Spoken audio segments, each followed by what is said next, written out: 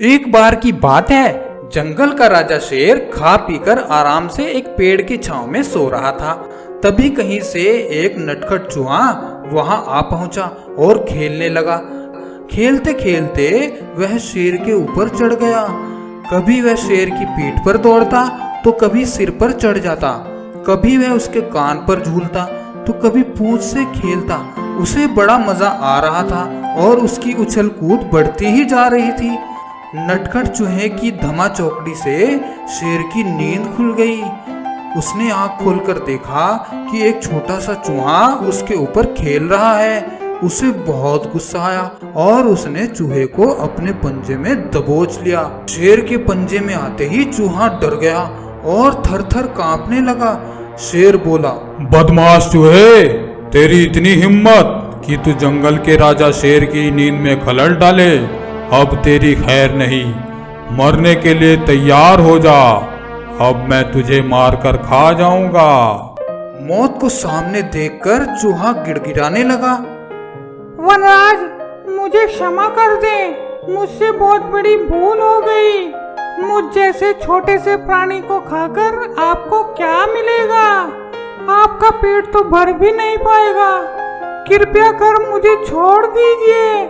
अवसर आने पर मैं अवश्य आपके काम आऊंगा। चूहे की बात सुनकर शेर हंसने लगा और बोला, हा हा हा हा, मैं जंगल का राजा हूँ।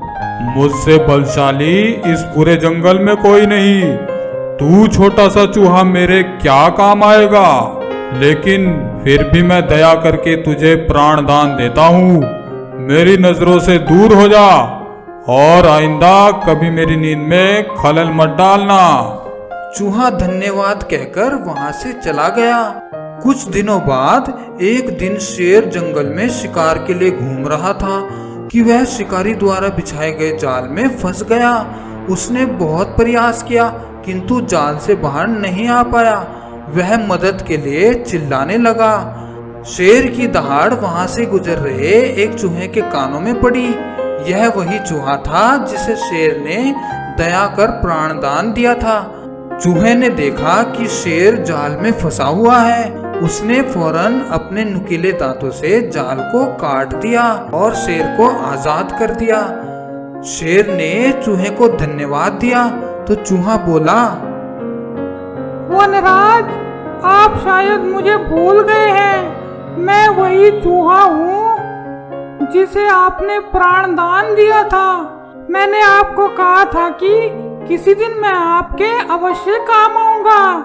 देखिए, आज मैं आपके काम आ ही गया। शेर को वह दिन याद आ गया और उस दिन की अपनी सोच पर उसे बहुत पछतावा हुआ कि जिस चूहे को उसने तुच्छ समझा था उसी की सहायता से आज वह शिकारी से बच पाया है।